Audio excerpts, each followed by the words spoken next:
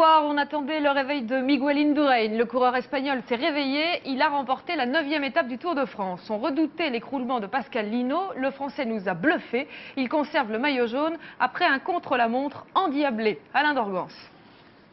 Le virage du Tour de France est définitivement négocié.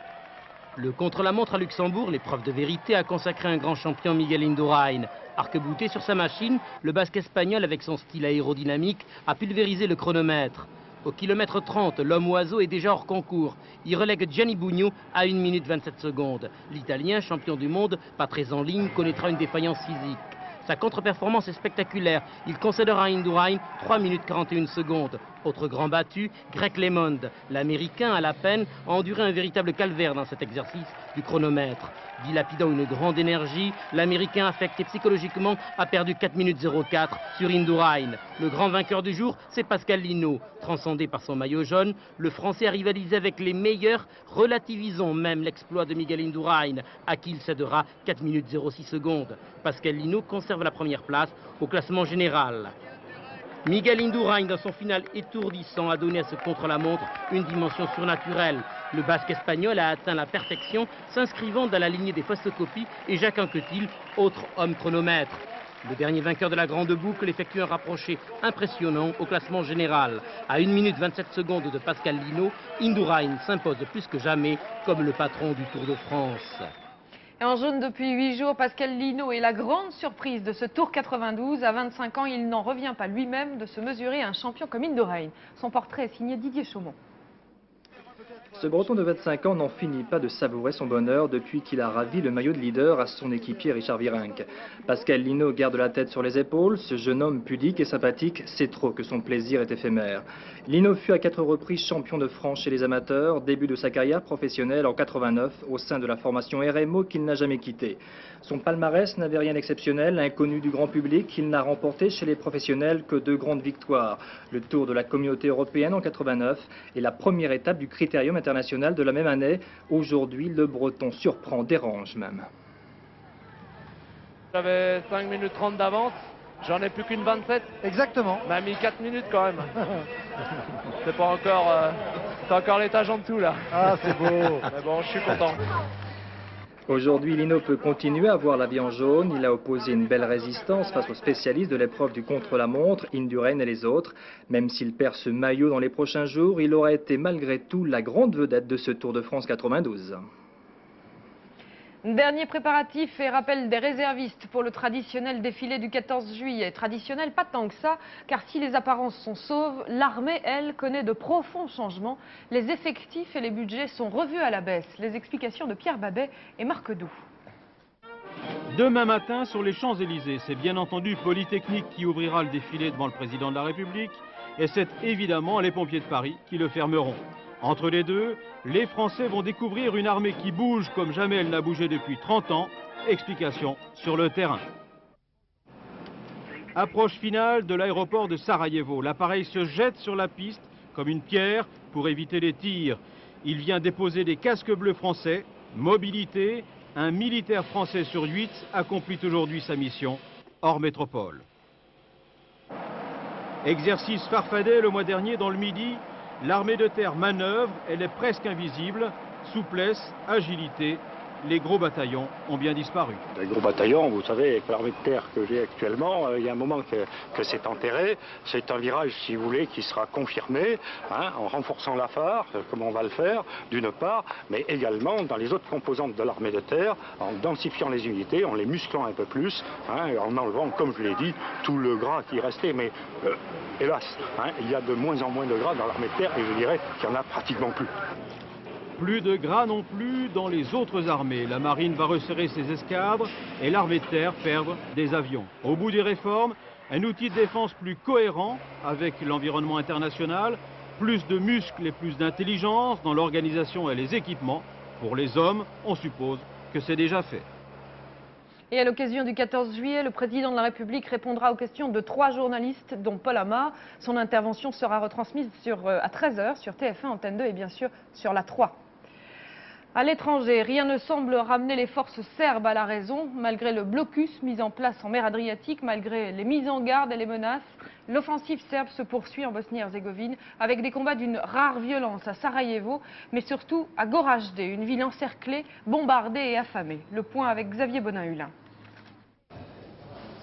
De nouveaux blessés transportés d'urgence ce matin à l'hôpital de Sarajevo. Un obus de mortier est tombé sur le marché central, blessant plusieurs civils, soignés ici avec les moyens du bord, c'est-à-dire sans eau courante par exemple. Après une nuit calme, les tirs ont donc repris dans la journée et ces combats pourraient compromettre le pont aérien. 1750 tonnes de vivres et de médicaments sont déjà arrivés sur l'aéroport, mais la distribution reste lente et désorganisée. Seul le quartier assiégé de Dobrinja, entre l'aéroport et la ville, a été partiellement ravitaillé hier. Mais les forces serbes n'encerclent pas que Sarajevo. Les autorités bosniaques sont particulièrement inquiètes de la situation à Goražde, une ville située à 70 km à l'est de Sarajevo. Un radioamateur a reçu un message hier, la situation sur place est dramatique. 70 000 habitants et 30 000 réfugiés encerclés depuis la mi-avril, sans eau potable ni électricité. Aucune organisation humanitaire, pas même la Croix-Rouge, n'a pu s'y rendre. Et les forces serbes ont lancé samedi l'assaut contre la ville, élément de cette offensive générale dans toute la Bosnie, destinée à occuper le maximum de territoire avant une hypothétique trêve. En Algérie, le procès des dirigeants du FIS a été interrompu ce matin par un coup de théâtre. Le tribunal a en effet cité à comparaître l'ancien Premier ministre, Sid Ahmed Ghazali. L'audience reprendra donc normalement demain à Blida. Correspondance sur place d'Andy 16, RFI. Le coup de théâtre est intervenu à l'ouverture des débats de cette deuxième journée du procès des dirigeants du Front islamique du Salut. Sa suspension pour 24 heures, le temps d'appeler à témoigner Sid Ahmed Ghazali, Premier ministre au moment des faits, le secrétaire général du FLN, l'ancien parti unique, et le président de l'ex-Assemblée populaire nationale. Un trio de personnalités politiques de haut rang, dont la défense avait depuis le début demandé l'audition. Par contre, il n'y aura pas de généraux à la barre des témoins, comme la défense l'avait également demandé, notamment deux d'entre eux, qui avaient eu en charge l'état de siège décrété le 4 juin 1991. Par l'audition de Sid Ahmed Ghazali, la défense veut apporter un éclaircissement sur des rencontres qui auraient eu lieu entre Ghazali et Madani, rencontres qui auraient abouti à un accord et à la fin de la grève générale du FIS. Monsieur Ghazali, jusqu'à maintenant, récusant l'existence de cet accord. Il est difficile d'expliquer ce revirement du tribunal qui n'a pas semblé gêné en aucune manière d'apparaître jusque-là intraitable. Serait-ce un remords de dernière minute ou bien le souci de ne pas donner le sentiment à l'opinion mondiale que la justice algérienne concernant les dirigeants du FIS serait plutôt expéditive? La défense n'a pas fait savoir encore si un tel revirement pouvait justifier son retour et celui de ses mandants dans le prétoire. Anne Dissès, Alger, RFI pour FR3. Discours d'investiture sous le signe de la paix aujourd'hui pour Yitzhak Rabin. Le nouveau Premier ministre israélien a invité les dirigeants arabes à venir à Jérusalem pour parler de la paix. Mais ce discours inquiète aussi certains citoyens israéliens. Les colons, installés depuis plusieurs années dans les territoires occupés, ne veulent pas entendre parler d'une évacuation des territoires. Sur place, le reportage de Memona Interman et Philippe Jasselin. Ce bus, immatriculé en Israël, roule en plein territoire occupé en Cisjordanie. Il vient chercher ses enfants qui vivent 24 heures sur 24 en camps retranchés, sous la protection constante des militaires israéliens. C'est Bethel, un cocon pour 4000 personnes, une colonie juive repliée derrière ses barbelés, sur les collines de Ramallah, une ville palestinienne. Ce type de colonie, située dans une zone à fort peuplement palestinien comme ici, devrait être supprimé par le gouvernement Rabin. Attente ici côté palestinien, pendant que Bethel s'accroche à son espoir. Rabin, nous a-t-on répété ici, ne pourra pas nous abandonner. Mais à l'épicerie, on sent la nervosité des habitants. Chacun affecte cependant de prendre les choses avec détermination et flegme à la fois, comme Samuel Barcaï. Oui, je vais vous citer quelque chose qui a été dit par Mme Golda Meir, qui était justement une travailliste, et qui disait que celui qui ne croit pas au miracle en Israël n'est pas réaliste. Vous croyez au miracle de pouvoir rester ici? Bien sûr, bien sûr. Carole et Éric Drey sont venus s'installer à Bethel par conviction, celle du retour sur le sol biblique, mais aussi parce que la terre pour construire ici est gratuite, plus les prêts très intéressants. Partir pour eux est donc impensable. Je construis une maison ici et je vais habiter ici. Et ma fille, elle ira à l'école ici et j'espère qu'elle grandira ici et d'autres enfants. Et il n'y a aucune raison que je parte. En attendant, les colons de Bethel défient le gouvernement Rabin. La preuve, ils continuent à étendre leur construction, logements et écoles religieuses comme ici. Les ouvriers, comme dans d'autres colonies, sont des Palestiniens. Samuel Barcaï refuse d'admettre les informations du renseignement militaire. Selon ces informations, les colons ont commencé à amasser des armes pour se révolter s'ils sont expulsés. Nous ne prenons pas les armes parce que pour prendre les armes, on va prendre des armes contre qui? Mon fils est à l'armée. Alors je vais prendre les armes contre mon fils. Mon fils va tirer sur son père. Il reste que tous ont entendu l'appel du Conseil des implantations juives de Cisjordanie. Un appel qui leur demande de s'organiser, je cite, pour torpiller le plan d'autonomie palestinienne dans les territoires occupés. Dans les territoires occupés, plus de 10 000 logements vides attendent de nouveaux colons. Or, pour les Palestiniens, le gouvernement Rabin sera jugé sur un point essentiel dans les semaines qui viennent, sa capacité à limiter les implantations juives.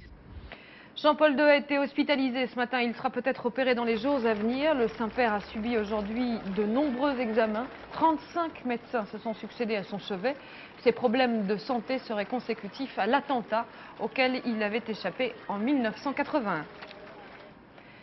Le roman Guerre et paix sur une puce informatique de la grosseur d'une tête d'épingle. C'est pour réussir cette performance que 3 grands de l'informatique ont décidé d'unir leurs efforts plutôt que de se faire la guerre. Ce programme de recherche devrait logiquement prendre 3 ans et coûter 3 milliards.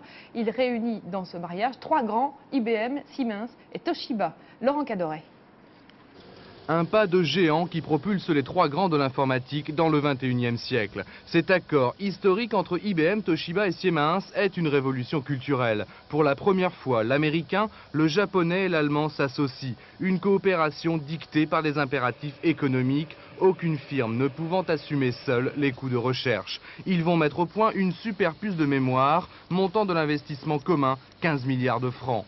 Un composant de 2 générations plus avancé que ce produit actuellement, capable d'emmagasiner 256 millions d'informations binaires. Cela représente une douzaine de gros romans, plus de 16 000 pages. Le tout conservé dans la mémoire d'une puce sur une pellicule de la taille d'un ongle, ce qui multiplie par 4 la capacité des mémoires actuelles. Mais au-delà de l'avancée technologique, c'est l'alliance stratégique américano-nippo-européenne qui crée l'événement.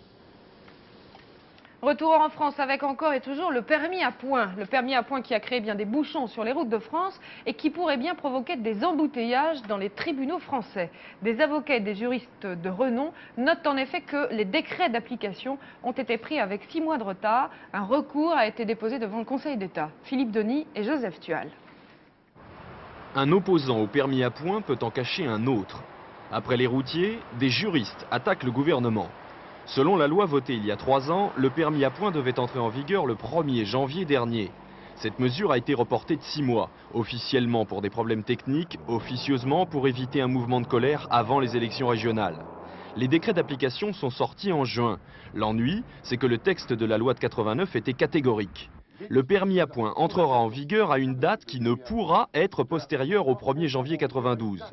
Pour plusieurs spécialistes du droit, tous les décrets sur le permis à points sont donc purement et simplement illégaux. Mais ce qui est grave, à mon avis, c'est qu'au lieu de s'entêter, il aurait été préférable de revenir très simplement devant le Parlement, comme on le fait dans d'autres cas. Il y a une loi récente en matière de voie d'exécution, le gouvernement n'a pas hésité à revenir. Il a obtenu sa loi d'habilitation, il n'y aura plus de contestation quant à l'application du décret. Et il va se suivre un contentieux qui va créer des injustices, parce que vous aurez des décisions de jurisprudence qui sont dans le sens de l'illégalité, et d'autres qui diront que le texte est parfaitement légal. Un syndicat de camionneurs, la FNTR, a déjà soumis la question à la justice. Il demande l'annulation des décrets devant le Conseil d'État. Des avocats prévoient, eux, d'évoquer l'illégalité du permis à points au cours de simples procès pour infraction. Ils demanderont aux tribunaux de police de ne pas infliger à leurs clients des retraits de points. Cependant, une fois qu'un conducteur est condamné, la décision de lui ôter des points n'appartient pas au juge, mais à l'administration. Les experts du ministère des Transports ne croient pas que ces attaques réussiront. Mais les automobilistes anti-permis à points pourraient contribuer à l'encombrement des tribunaux. Un drame s'est déroulé hier à Grasse. Une fillette de 12 ans a été tuée. Sophie a été égorgée par un chien. Le berger belge a été mis en observation avant d'être piqué. C'est le 3e accident impliquant cette race de chien depuis 3 semaines. Sindine Boudaoud. Il a mordu sans faire exprès, parce qu'il jouait à la balle. La petite, elle avait toujours la balle et elle avait toujours sur son cou la balle. Ouais. Elle faisait ça parce que c'était une petite handicapée, le chien, en plus. Alors il faisait toujours ça. Est-ce qu'il a voulu prendre la balle? Il a eu un geste malheureux, c'est tout. Hein. Un geste qui a pourtant coûté la vie à Sophie, une petite Parisienne de 12 ans en vacances au hameau de Saint-Antoine-de-Grâce dans les Alpes-Maritimes. Sophie a été mortellement mordue par Musco, un berger belge, alors que tous les deux jouaient au ballon. Rien ne laissait présager un tel drame. Le chien et la fillette se connaissaient bien puisque Musco appartenait au propriétaire de la villa dans laquelle Sophie et ses parents séjournaient. Il y a une certaine confiance qui règne entre l'enfant et l'animal. Qu'en général, les animaux tolèrent tous des enfants et jouent ensemble. Et alors, pour l'enfant, l'animal ne constitue pas un danger parce qu'il y a tellement d'amour entre eux, de part et d'autre, qu'ils ne réalisent pas les risques, ce risque même qui est minime souvent, mais néanmoins, il existe. Le coup de folie du chien pourrait s'expliquer, selon certains spécialistes, par une rivalité entre Musco et la fillette à propos du ballon avec lequel il jouait. Le berger belge a été mis en observation. Il y restera 20 jours avant d'être abattu. Hélicoptère est battu au sol. Tous les moyens ont été mis en œuvre aujourd'hui pour retrouver le petit Djemel, disparu depuis samedi. Âgé de 5 ans et d'origine comorienne, on a perdu sa trace dans le quartier nord de Marseille. Une information judiciaire vient tout juste d'être ouverte. Annie Ducourant et Patrick Messner. Enlèvement, égarement, accident, les recherches autour de la Savine n'ont toujours rien donné. Les enquêteurs ont privilégié ce matin l'exploration par petits groupes avec les enfants de la cité comme Sofiane, 8 ans, qui connaît tous les recoins de la colline alentour. Vers 11 h, c'est le chien policier qui est intervenu, mais les recherches d'hier avec les habitants de la cité ont brouillé toutes les traces depuis samedi et le chien n'a pu trouver ses marques allant des appartements au canal de Provence. Cet après-midi, les recherches ont repris, mais de fausses pistes en témoignages contradictoires, les enquêteurs ne savent plus vers où chercher. Jamal était un enfant timide, plutôt casanier, qui ne s'éloignait jamais de chez lui. Il reste dans les quartiers là où il y a sa famille, c'est tout. Non, il ne part pas pour aller ailleurs. Pendant ce temps, les habitants de la cité continuent de chercher dans les collines boisées, sous le commandement d'un inspecteur. Les recherches infructueuses n'entament rien leur détermination. Pour eux, c'est leur petit frère. Pour moi, ça peut être mon gosse, parce que c'est l'âge de mon gosse. Donc nous sommes tous concernés. C'est un enfant de la cité qui a disparu, c'est un enfant qu'on est obligé de retrouver et qu'on doit retrouver. La piste la plus sérieuse restait ce soir l'accident près du canal de Provence, à une dizaine de mètres du parc où jouait habituellement Djamel. Une dizaine d'accidents ont déjà eu lieu à cet endroit en 10 ans. Hier, le canal a été sondé, exploré, asséché en partie dans la nuit. Il le sera à nouveau demain pour une ultime exploration. Le dialogue après la violence à Brunoy, les jeunes et les autorités locales se sont assis autour de la même table ce matin. Qui aurait pu croire en les regardant, en les écoutant, que des événements aussi graves avaient enflammé le même quartier 2 jours plus tôt. Reportage de Christine Lehéran et Antoine Roux. L'attente sur les marches de la mairie pendant 3 heures, pendant que les grands frères défendent la cause de la cité. Une réunion avec la municipalité, les représentants de la préfecture, qui a enfin abouti après 4 nuits d'incidents en forme d'appel au dialogue. Une rencontre pour faire un trait sur le passé et proposer de redonner de l'occupation dans le quartier. Un exemple, musculation, local pour un café de quartier, sport, quelque chose, un café de quartier pour se rencontrer tous après les cours ou les week-ends. Il y a une salle de musculation. Des requêtes jusqu'à présent restées lettres mortes d'un côté, des infrastructures qui existent mais qui ne correspondent pas aux besoins des jeunes de l'autre, un grand décalage mis sur la table ce matin. Je crois qu'il y avait effectivement de part et d'autre un certain nombre d'incompréhensions qui gênaient le bon fonctionnement des rapports entre les jeunes, la municipalité ou les autres services. C'est une chose très simple, c'est un problème de dialogue. Je dirais que nos mots, les mots que nous avons dans nos villes et dans nos quartiers actuellement, c'est un problème de manque de dialogue. Or, on a un exemple flagrant d'un dialogue qui n'existait pas. Les grands frères sont sereins après avoir mis en avant les choses qui peuvent être réalisées avec les jeunes de la cité. J'ai l'impression qu'ils ont compris qu'ils étaient sur une mauvaise voie et que là, bon, ils refont marche arrière par rapport à leur projet. On a des installations, on a des animateurs, ils en ont. Maintenant, on va essayer de cumuler tout ça pour que l'alchimie prenne et qu'on n'entende plus parler de Brunoy dans ces conditions-là. Cet après-midi, au Haute-Mardelle, on n'a parlé que de cette réunion, en attendant avec impatience les concrétisations. On ne les appelle pas les galériens du port de Brest, l'histoire est trop belle. 6 détenus des Baumettes ont restauré pendant plusieurs mois un bateau dans la cour de leur prison. Ils ont pris la mer pour une semaine dans le grand rassemblement des vieux gréments de Brest. Le Monte Cristo a un peu souffert, vous allez le voir, mais les équipiers respirent le vent du large. Yannick Charles, Guy Nevers sur place. Allez, participer à la réinsertion des jeunes des Baumettes.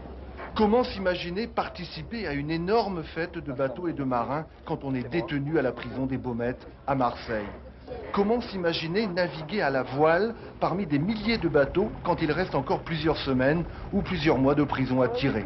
Depuis 3 jours, depuis le début de Brest 92, le rêve est devenu réalité pour une bande de détenus accompagnés de leurs surveillants. On revit. Tout court, hein. Tout est formidable, c'est vraiment un rêve. L'histoire de Monte Cristo a commencé ici, aux Baumettes, il y a plusieurs mois. Au départ, un projet lancé par des surveillants dans le cadre d'un projet de lutte contre l'illettrisme en prison. L'idée, pour motiver les détenus, un bateau, un vieux bateau traditionnel qu'ils auront à restaurer de A à Z. Le gros œuvre a été réalisé dans un chantier marseillais, les finitions ici en prison par les détenus. Un chantier qui a duré quelques semaines avant de rejoindre Brest. Le but était quand même, à récompense du chantier, de monter les détenus. Hein. Coup réussi à Brest 92, le Monte Cristo est reconnu de tous les visiteurs. La zarzuela, ça veut dire l'opérette en espagnol. Et comme le Festival d'Avignon se met cette année aux couleurs de l'Espagne, la zarzuela se chante depuis hier en Avignon. Musiciens, comédiens et chanteurs réunis sur scène. C'est d'après Dominique Poncet et Hervé Gutmann, le spectacle le plus gai et le plus frais du festival. Plénitude d'un arbre solitaire, nudité des pierres blanches, douceur d'un sable blond. Dans la très belle cour de l'hôpital Sainte-Marthe, on s'apprête à donner la Zwarzella. En Espagne, la Zwarzella est une sorte d'opérette madrilène qui raconte des histoires des gens du peuple. Des histoires donc racontées en musique avec des chanteurs. C'est encore plus fort qu'un acteur parce que la voix elle-même est un tel support qu'elle donne immédiatement une émotion qui pourrait être extraordinaire. C'est quelque chose qui n'est pas ordinaire. Et par là, ça dépasse les mots. Et la musique, c'est quelque chose de matériel, ça touche directement.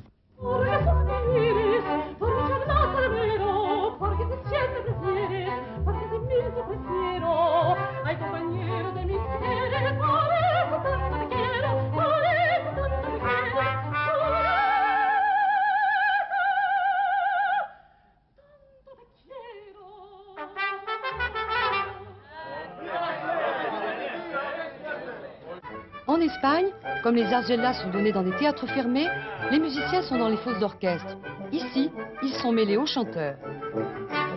C'est dur pour les chanteurs parce qu'on leur demande de chanter, de jouer. C'est dur pour les instrumentistes, on leur demande de jouer, de faire les comédiens, de jouer de leur instrument et d'incarner quelque chose de vraiment très très important. C'est difficile pour les comédiens parce qu'ils font aussi la même chose. Tout le monde fait la même chose.